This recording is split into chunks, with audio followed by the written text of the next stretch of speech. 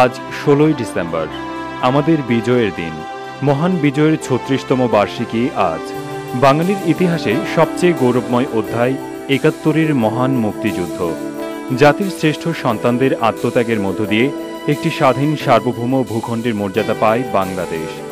৯ মাসে রক্তক্ষয়ী এ যুদ্ধে জীবন দিয়েছেন ৩০ লাখ সাধারণ মানুষ। এক সাগর রক্তের বিনিময়ে অর্জিত আমাদের বিজয়। স্বজন হারানোর ব্যথা বুকে নিয়ে জাতীয় স্মৃতিসৌধের লাল সবুজ পতাকার সামনে দাঁড়িয়ে বাঙালি আজ ৭১-এর বীর সেনানীদের শ্রদ্ধা জানাচ্ছেন। আজ ভোরে সাভারের জাতীয় স্মৃতিসৌধে ২১ বার তোপধ্বনির মধ্য দিয়ে শুরু হয় স্বাধীনতা যুদ্ধে জীবন দেয়া বীর শহীদদের প্রতি শ্রদ্ধা জানানোর অনুষ্ঠান। রাষ্ট্রপতি অধ্যাপক ডক্টর ইয়াজউদ্দিন আহমেদ ও প্রধান উপদেষ্টা ডক্টর ফখরুদ্দিন আহমদ, জাতীয় সংসদের স্পিকার ব্যারিস্টার জমির উদ্দিন সরকার ভোর ৬:৩০টায় বিজয় দিবসে সাভারের জাতীয় স্মৃতিসৌধে মুক্তিযুদ্ধের শহীদদের প্রতি ফুল দিয়ে শ্রদ্ধা জানান। এরপর থেকে স্মৃতিসৌধের বেদি উন্মুক্ত করে দেয়া হয় জনসাধারণের জন্য। সাভারের জাতীয় স্মৃতিসৌধে রয়েছেন আমাদের রিপোর্টার অপূর্ব স্টেনলি গমেজ। টেলিফোনে তার কাছ থেকে শুনুন সর্বশেষ অবস্থা। এদেশের মানুষের জীবনে ৭১ সবচেয়ে মর্মান্তিক সময়, আবার উজ্জ্বলতম সময়ও। সেই ৭১-এর ডিসেম্বর মাস আমাদের বিজয়ের মাস, পাকিস্তান সেনাবাহিনী ও তার দেশীয় দোসরদের পরাস্ত করার মাস। যাদের প্রাণের বিনিময়ে আজ এই দেশ স্বাধীন, তাদের প্রতি শ্রদ্ধা জানাতে স্মৃতিসৌধে এসেছিলেন রাষ্ট্রপতি ও প্রধান উপদেষ্টা। সকাল ৬:৩৭ প্রথমে রাষ্ট্রপতি অধ্যাপক ডক্টর ইয়াজউদ্দিন আহমেদ ও পরে প্রধান উপদেষ্টা ডক্টর ফখরুদ্দিন আহমেদ ফুল দিয়ে শহীদদের প্রতি শ্রদ্ধা নিবেদন করেন। এ সময় উপদেষ্টা পরিষদের সদস্য, ঊর্ধ্বতন সরকারি কর্মকর্তা, ৩ বাহিনী প্রধান, কূটনৈতিক ও মুক্তিযোদ্ধারা উপস্থিত ছিলেন। এরপর শ্রদ্ধা নিবেদন করেন স্পিকার ব্যারিস্টার জমির উদ্দিন সরকার। স্বাধীনতার ৩৬ বছর পর আজই প্রথম একসঙ্গে ৭ বীরশ্রেষ্ঠর পরিবার একসঙ্গে স্মৃতিসৌধে ফুল দিয়ে শ্রদ্ধা নিবেদন করেন। ভিআইপিরা চলে যাবার পর স্মৃতিসৌধ সাধারণের জন্য উন্মুক্ত করে দেয়া হয়। এরপর নামে জনতার ঢল। বিভিন্ন রাজনৈতিক, সামাজিক, সাংস্কৃতিক সংগঠন সহ সবাই বর্তমানে সুশৃঙ্খলভাবে শহীদদের প্রতি শ্রদ্ধা নিবেদন করছেন। অপূর্ব স্ট্যানলি গমেজ, রেডিও টুডে। ঢাকায় বঙ্গবন্ধু জাতীয় স্টেডিয়ামে সকাল ৯টায় শিশু কিশোর সমাবেশের আয়োজন করা হয়েছে আজ। প্রধান উপদেষ্টা ডক্টর ফখরুদ্দিন আহমদ এ সমাবেশের উদ্বোধন করছেন। অনুষ্ঠানটি সবার জন্য উন্মুক্ত থাকবে।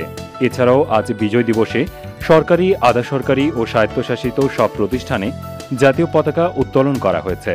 মসজিদ, মন্দির, গির্জা সহ সব উপাসনালয়ে শহীদদের বিদেহী আত্মার শান্তি ও দেশের উন্নয়ন কামনা করে বিশেষ প্রার্থনার আয়োজন করা হয়েছে। বাংলাদেশ সশস্ত্র বাহিনীর সদস্যরাও আজ দেশবাসীর সঙ্গে যথাযোগ্য মর্যাদায় মহান বিজয় দিবস উদযাপন করছে।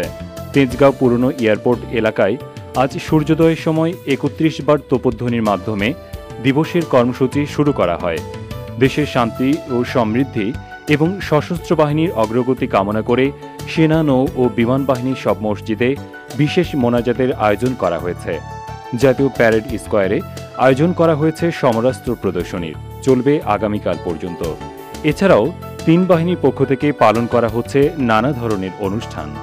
বিজয় দিবসে বঙ্গভবনের রাষ্ট্রপতি অধ্যাপক ডক্টর ইয়াজউদ্দিন আহমেদের দেয়া সংবর্ধনা অনুষ্ঠান বয়কট করেছে সব রাজনৈতিক দলগুলো।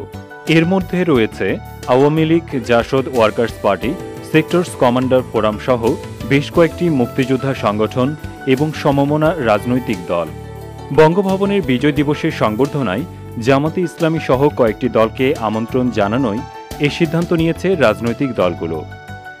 বিএনপি সংস্কারপন্থী নেতা আব্দুল মান্নান ভূঁইয়া বলেছেন, যুদ্ধ অপরাধীদের বিচারে কাঠগড়ায় দাঁড় করাতে হবে সরকারকেই, আর রাজনীতিবিদরা আত্মশুদ্ধির মাধ্যমে নিজেদের শুধরাতে না পারলে দেশে গণতন্ত্র প্রতিষ্ঠিত হবে না। শনিবার সন্ধ্যায় মহান বিজয় দিবস উপলক্ষে বিএনপির আলোচনা সভায় প্রধান অতিথির বক্তব্যে তিনি কথা বলেন। অন্যদিকে জামাত ইসলামের সেক্রেটারি জেনারেল আলী আহসান মোহাম্মদ মুজাহিদ বলেছেন, ভবিষ্যতে তার দল সরকার গঠনের সুযোগ পেলে মুক্তিযোদ্ধাদের সম্মান ও অধিকার নিশ্চিত করা হবে। শনিবার জাতীয় প্রেস ক্লাবে জামাত ইসলামী বিজয় দিবসের আলোচনা সভায় তিনি কথা বলেন। সরকার এবং ব্যবসায়ীদের মধ্যে প্রাতিষ্ঠানিক যোগাযোগ ও সম্পর্ক স্থাপনে বাংলাদেশ বেটার বিজনেস ফোরামের প্রথম বৈঠকে 5টি ওয়ার্কিং গ্রুপ গঠনের সিদ্ধান্ত নেওয়া হয়েছে। ফাইন্যান্স, বিজনেস ফাইন্যান্স, অবকাঠামো, সরকারের নীতিমালা, বিজনেস এন্ট্রি ও অপারেশন এবং দক্ষ জনশক্তি উন্নয়নে কাজ করবে এই ওয়ার্কিং গ্রুপ। ব্যবসা ও বিনিয়োগের অসুবিধাগুলো খুঁজে বের করা ও ও তা নিরসনে প্রয়োজনীয় পরামর্শ দেবে এ ওয়ার্কিং গ্রুপ।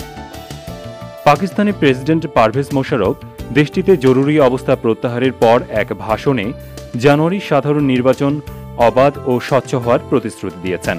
জরুরি অবস্থা তুলে নিয়ে গণতান্ত্রিক প্রক্রিয়াকে আরও সঠিক পথে ফিরিয়ে আনা হয়েছে বলেও তিনি মন্তব্য করেছেন। দ্রব্যমূল্য বৃদ্ধির প্রতিবাদে বেলজিয়ামে হাজার হাজার শ্রমিক বিক্ষোভ করেছে। দেশটিতে নতুন সরকার গঠনে রাজনীতিবিদদের ব্যর্থতায় ক্ষোভ প্রকাশ করে মিছিলকারীরা।